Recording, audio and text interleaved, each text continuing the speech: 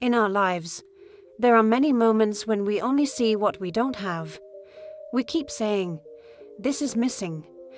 That is missing." While complaining like this, we don't even realize when we forget about the things we already have. Think about it. If a tree has no fruit, do we call it useless? But its cool shade, its shelter, and the fresh air it gives, aren't these blessings too? Today's story is about such a way of thinking, a perspective that can change your life. It will show us how the lack of gratitude can close our eyes, and how just one positive thought can turn our hardships into blessings. A long time ago, when people still traveled long distances on horseback, there lived two young men named Ethan and Lucas. They had very different personalities. Ethan was calm and patient, while Lucas was quick and bold. They were working in a big city far away from home. 3 years had passed, and now their hearts longed to return to their village, where their families were eagerly waiting for them. One day, Ethan stayed calm as always, but Lucas became very angry. Their carriage driver refused to take them through the forest, so they had no choice but to walk on foot from the border. They started walking quickly, hoping to cross before darkness fell. The first forest they entered was full of hunters' traps. Step by step, very carefully, they avoided them. Their bodies grew weak with tiredness, their throats dry with thirst, but the pull of home kept them moving forward. After a while, they reached the bank of a rushing river. Bad news.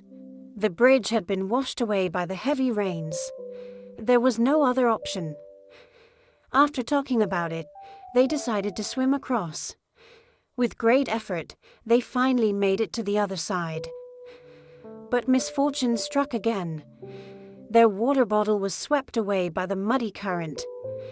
Ethan, happy to be safe, thanked God and changed into the only extra clothes he had. But Lucas grew even more upset. Now they had a long road to walk, but not a single drop of water to drink. And then, heavy rain began to pour down. In fear, they ran, looking for shelter, so that their last dry clothes would not get soaked. Luckily, in the middle of the forest, they found a small hut. It seemed some hunter had built it. They stayed there for safety. While collecting rainwater, Lucas complained, "Ugh, what a terrible journey. First the coachman gave us trouble, then we had to swim across the river, and now this rain. After all these problems, will we even reach our home tonight?" When the rain stopped around noon, they started walking again. Slowly the forest ended, and they saw villages in the distance. But now, the sun was burning hot, and hunger was making their stomachs ache. At last, they reached a giant shady tree. They sat down there, ate the last of their food, and lay down under the tree in exhaustion. Suddenly, Lucas complained again. "What's the use of this tree?